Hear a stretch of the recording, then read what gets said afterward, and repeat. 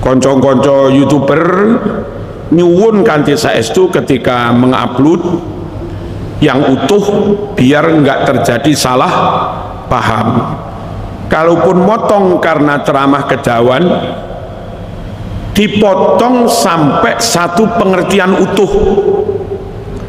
Ojo sampai setengah pengertian wis dipotong jadi perkara sampean dosa ya.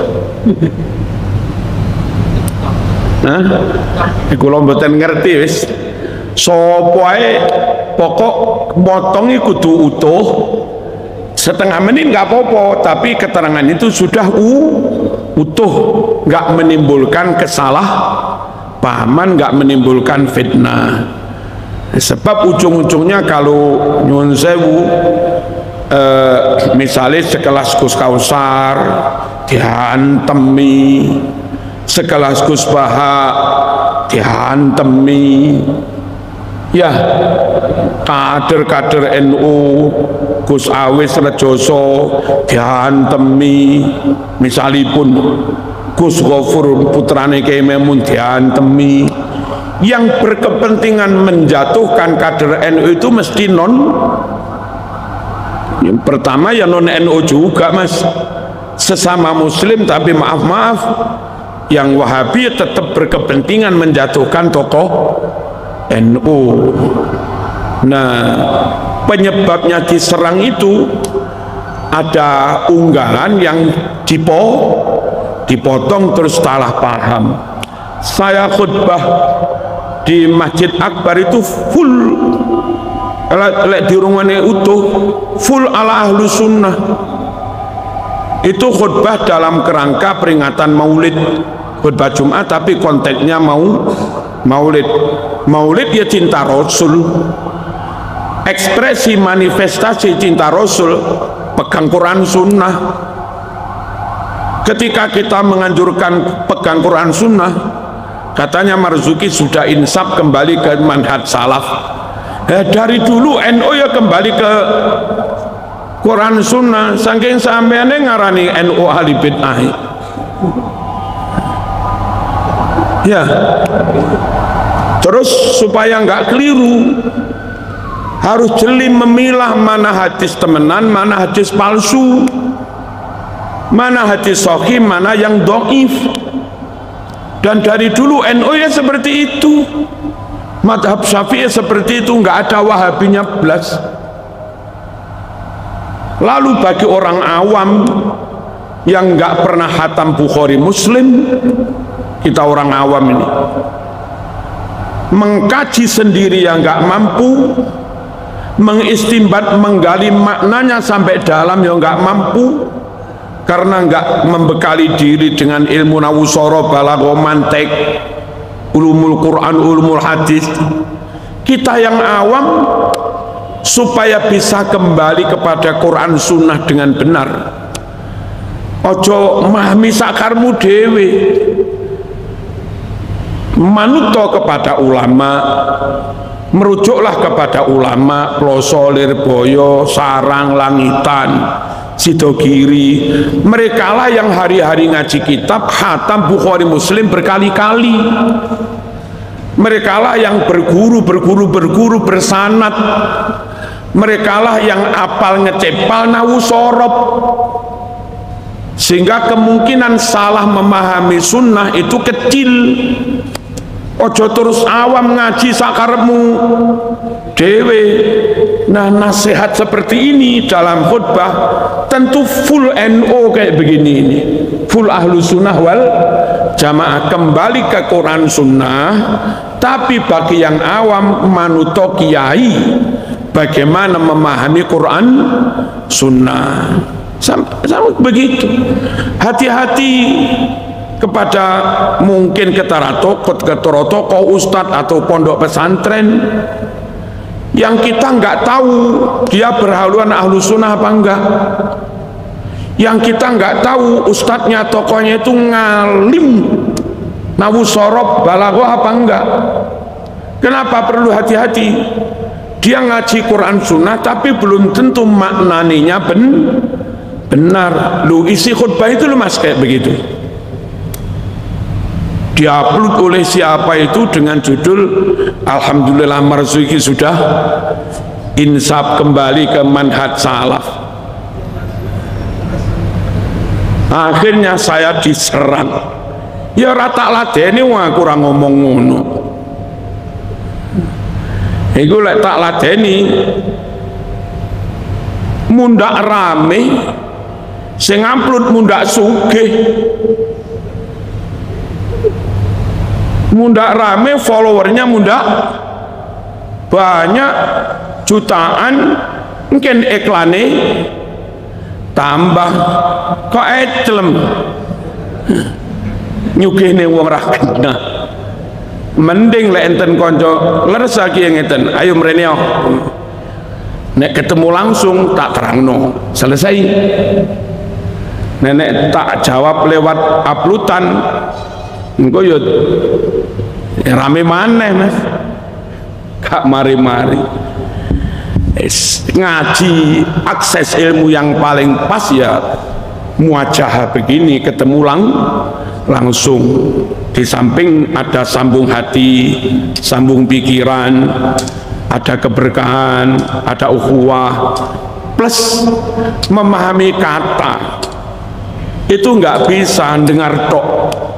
Kadang-kadang ada kata yang terbantu pemahamannya dengan gerak tangannya mubalik, dengan mimiknya mubalik, ada kesan.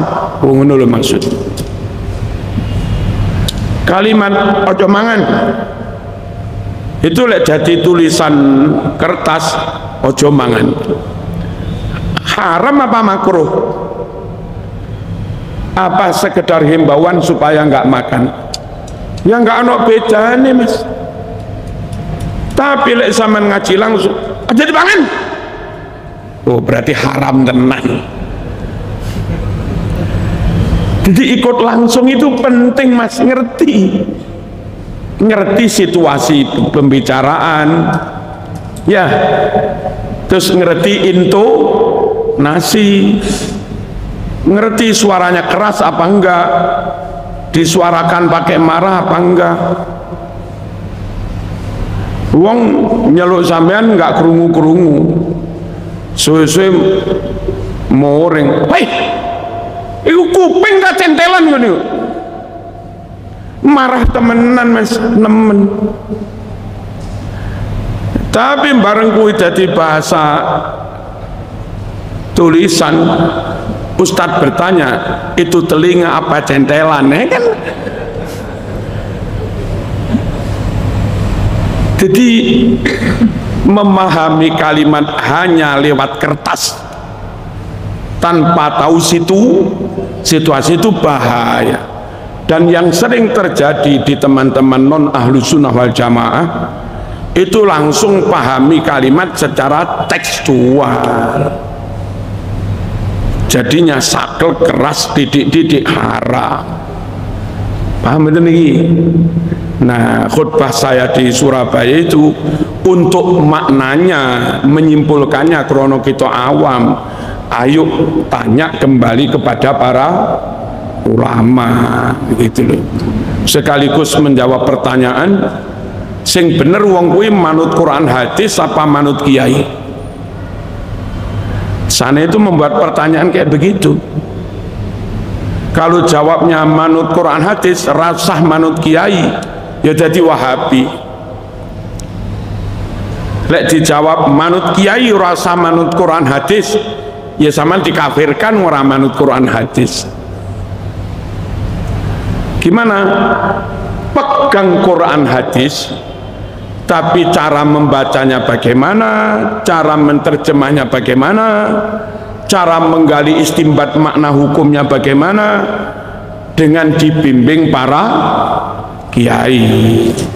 Jadi yang benar kembali kepada Quran Sunnah dengan bimbingan para ulama. Nah dua itu ojo dibentur-benturkan, face of face antara Quran Sunnah dengan kiai ngawur.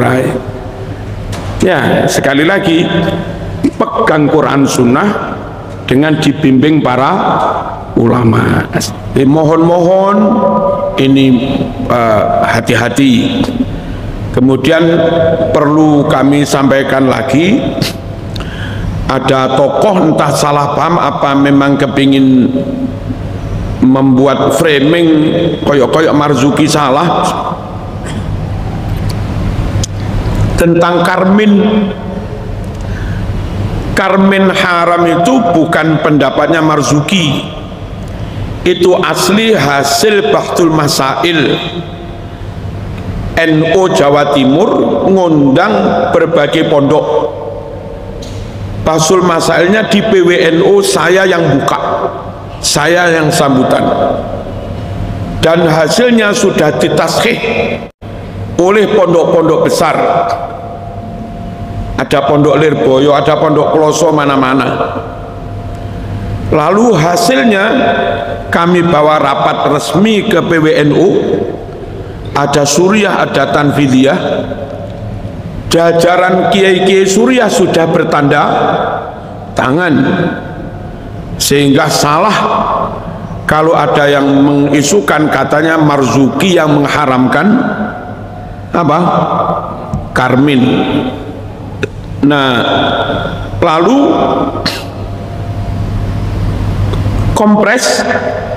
konversi pers itu yang dawuh juga pihak Suriah,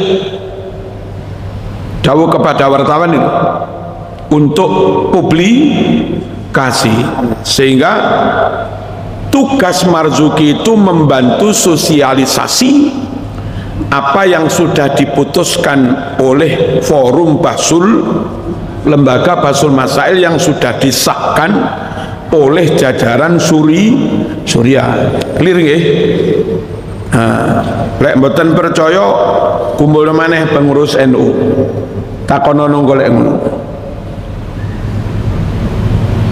Yang kedua, Marzuki tidak pernah mencela-mencela lalu menghalalkan Karmin.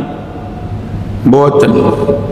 Yang terjadi itu kan Karmin itu mirip-mirip kayak ular, kayak tinggi, nempel di daun-daun katus, kadang neng daun apa terong, tapi warnanya lek teng terong kuning. Umur 2 minggu, 3 minggu tuwek menjadi merah pekat, sak dhuwure tinggi rotok gede. Niku terus dipanen dalam jumlah besar, dijemur sampai kering tanpa disembelih, berarti bangkai loh. Lalu digiling lembut, dipakai campuran makanan minuman olahan sebagai zat pewarna. Nah, karena hasarot itu ya sudah haram, mengolahnya juga langsung dijemur, digiling, nggak ada yang disembelih, berarti bangkai. Maka Bahsul Masail menyatakan Karmin haram. Ketika ada minuman olahan merek apapun yang berwarna merah atau pink, di komposisi tertulis zat pewarna pakai Karmin, maka itu hukumnya juga haram. Terus gara-gara itu masyarakat jadi takut untuk mengkonsumsi minuman atau apa yang berwarna merah. Lalu oplah penjualan Yakult turun, minuman Yakult itu. Kemudian sandure sales itu apa, kami nggak tahu. Ke rumah klarifikasi kiai, kami yang warna agak merah atau pink itu wadahnya mawon, kalau isinya minumannya kami kuning, kan begitu, cenderung ke kuning, dan kami nggak ada Karminnya. Terus tak baca, memang komposisinya nggak ada Karmin. Nah, karena yang tabayun ke rumah itu Yakult, maka sambil megang apa koyok botol Yakult gede begitu, saya membuat rekaman video, para jamaah Karmin haram, bla bla bla bla bla.